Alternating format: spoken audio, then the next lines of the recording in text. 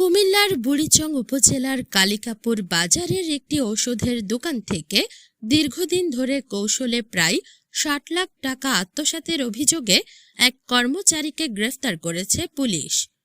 গ্রেফতারকৃত ব্যক্তি হলেন উপজেলার বাক্সিমুল ইউনিয়নের আনন্দপুর চকবস্তা গ্রামের মশকতালের ছেলে আরিফুল ইসলাম।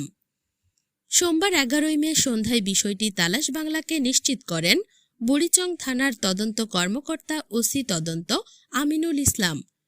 পুলিশ ও অভিযোগ সূত্রে জানা যায়, কালিকাপুর গ্রামের বাসিন্দা মোহাম্মদ লোকমান হোসেন কালিকাপুর বাজারে নাভা মেডিকেল হল নামে একটি ঔষধের দোকান পরিচালনা করেন। অভিযুক্ত আরিফুল ইসলাম প্রায় ৮ বছর ধরে ওই দোকানে কর্মচারী হিসেবে দায়িত্ব পালন করে আসছিলেন। দোকান মালিকের আস্থার সুযোগ নিয়ে তিনি দোকানের ক্যাশ সহ গুরুত্বপূর্ণ দায়িত্ব পালন করতেন। সম্প্রতি দোকানে আধুনিক সিসি ক্যামেরা স্থাপনের পর ফুটেজ পর্যালোচনায় দেখা যায়, চলতি বছরের ৭ই ফেব্রুয়ারি থেকে ১৭ই ফেব্রুয়ারি পর্যন্ত বিভিন্ন সময়ে ক্রেতাদের কাছ থেকে নেওয়া ওষুধের টাকা ক্যাশে জমা না দিয়ে গোপনে নিজের কাছে রেখে দেন তিনি। এছাড়া পূর্ববর্তী সময়ের লেনদেন ও আর্থিক হিসাব বিশ্লেষণ করে অভিযোগ করা হয়, দীর্ঘদিন ধরে ধাপে ধাপে প্রায় ৬০ লাখ টাকা আত্মসাৎ করেছেন আরিফুল ইসলাম। অভিযোগ রয়েছে, আত্মসাৎ করা অর্থ দিয়ে তিনি দেশে বিদেশে ভ্রমণ করেছেন এবং বিভিন্ন ব্যাংকে অর্থ জমা রেখেছেন। ভুক্তভোগী দোকান মালিক লোকমান হোসেন জানান, অভিযুক্তকে বিশ্বাস করে দীর্ঘদিন দোকানের গুরুত্বপূর্ণ দায়িত্ব দেওয়া হয়েছিল। তবে সাম্প্রতিক সময়ে তার অস্বাভাবিক আর্থিক উন্নতি সন্দেহের সৃষ্টি করে। ঘটনার পর স্থানীয়ভাবে মীমাংসার চেষ্টা করা হলেও তা ব্যর্থ হয়। অভিযোগ রয়েছে, এ সময় অভিযুক্ত দোকান মালিক ও তার পরিবারের সদস্যদের প্রাণনাশের হুমকিও দেন। পরে এই ঘটনায় বুড়িচং থানায় লিখিত অভিযোগ দায়ের করা হলে পুলিশ অভিযান চালিয়ে আরিফুল ইসলামকে গ্রেফতার করে। বুড়িচং থানার ওসি তদন্ত আমিনুল ইসলাম তালাশ বাংলাকে জানান, অভিযোগের ভিত্তিতে প্রয়োজনীয় আইনগত ব্যবস্থা গ্রহণ করা হয়েছে। গ্রেফতারকৃত আসামিকে আদালতের মাধ্যমে জেল হাজতে পাঠানো হয়েছে। দীর্ঘ ৭.৫ বছর উপরে আমার দোকানে ছিল। সে ৫ ওয়াক্ত নামাজও পড়তো। সে সোমবারের এই বিশ্বস্ততার সহিত তার যে আমি মাঝে মধ্যে চলে যাইতাম।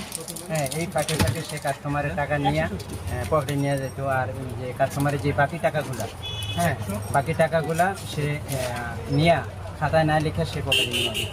সে এইভাবে ধীরে ধীরে এই কাজ করছে। তার ব্যাংক অ্যাকাউন্টে এই যে গত সপ্তাহ থেকে সে প্রায় ৩৮ লক্ষ টাকা উঠেছে।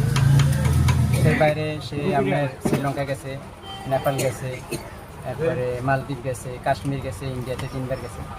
বেতন ছিল ১৭,০০০ টাকা। আপনি কি দাবি করছেন যে যত টাকা ঘুরছে, যার ব্যাংক অ্যাকাউন্টে যে টাকা ছিল, এটা আপনার দোকানের থেকে? এটা অবশ্যই। তার তো এরকম কোনো সামর্থ্য নাই, তার তো এরকম কোনো আর আদার্স কোনো ইনকাম সোর্স নাই যে সে এইভাবে এত টাকা তার ব্যাংক ব্যালেন্স এইভাবে ভ্রমণে যাইতে পারে, বিদেশ যেতে পারে, এরকম তো তার ইয়ে নেই। সে অনেকের কাছে স্বীকারোক্তি করছে, সে আমি ১.৫ লক্ষ টাকা দিয়ে দেবো, আমার ক্ষমা করে দেন, আমার ১.৫ লক্ষ টাকা আমি দিয়ে দিই, আমার ক্ষমা করে দেন। গেছি সামাজিকভাবে সবার কাছে গেছি, যাই আমি সমাজের তারা ব্যর্থ হয়েছে, কয় না আমি পারতাম না, তোমার ব্যবস্থা তুমি। লাস্টে এরপরে যাই আমি আইনগত ব্যবস্থা নিয়েছি। আমার কাছে ভিডিও ফুটেজ আছে, প্রত্যেকটা ভিডিও ফুটেজ আছে। মানে অর্থাৎ আপনি সিসিটিভি ফুটেজে যা দেখছেন তা পর্যবেক্ষণ করে দেখছেন যে সে তাকে ৭.৫ বছরে এই কাজটা করছে। ৭.৫ বছর আপনার দোকান থেকে এইভাবে টাকা নিয়ে গেছে। ৮ বছর যাবত চাকরি করে দোকানও, তার বেতন হয়েছিল ১৭,০০০ টাকা। তারপরে সেই তারা বিশেষ করে দোকান দিয়ে রাখছে। তারপরে মনে করেন নিজের আপন মনে করে দোকান দিয়ে গেছে, মাসে দোকান বাই দিছে, ক্যাশনার একটা পকেটে লইছে, সিসি ক্যামেরা খুললা সব পাওয়া গেছে। এই ৮ বছরে মনে করেন এবারে বিকাশে ঢুকে অ্যাকাউন্টে ঢুকেছে ৫ ব্যাংকে ১৬ লাখ টাকা আছে, আরও অন্য অন্য ব্যাংকে টাকা আছে। তার কিন্তু সম্পদ নাই, কোনো ইনকাম নাই, এত টাকা একটু চুরি না করবে। বাড়ি কোনো বাড়ি হলো চকবস্তা, রোজমেস্টার বাড়ি। নাম হইল মোহাম্মদ আরিফ। ১.৫ লাখ টাকা দিয়া মাপটা চাইয়া মাপটা দিত, ১.৫ লাখ টাকা দিয়ে দিব ফেরত। আমরা মানছি না।